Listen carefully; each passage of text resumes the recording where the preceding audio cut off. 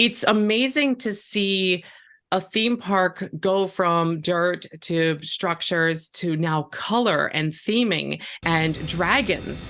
Yes, there are dragons. There's something new to see almost every week at the site of Universal's newest theme park. Epic Universe is not expected to open for quite some time. But as WESH 2's Christina Watkins shows us, there's been epic progress. See what I did there? Over the last few months.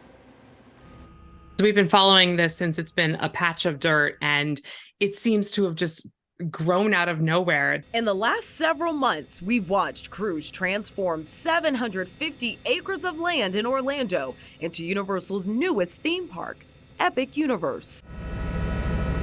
From Chopper 2, you can see the pile of dirt theme park enthusiast Alicia Stella mentioned. This was video from February of this year. There was some progress.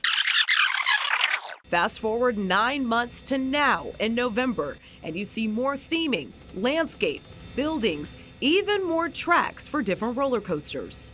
It's not just a couple buildings here or there. We're seeing pathways that connect the different areas of the park. The different portal entries into each of the themed lands are taking shape. There will be 4 themed lands when Epic Universe opens, but so far, Universal only confirmed one, which is Super Nintendo World. Stella says permits filed in Orange County give us an idea on how it'll compare to Super Nintendo World at Universal Studios in Japan. It looks to be slightly bigger, and they had to add an expansion for the Donkey Kong area, which is opening in 2024 over in Japan, whereas Epic Universe is going to open with that Donkey Kong attraction from the start.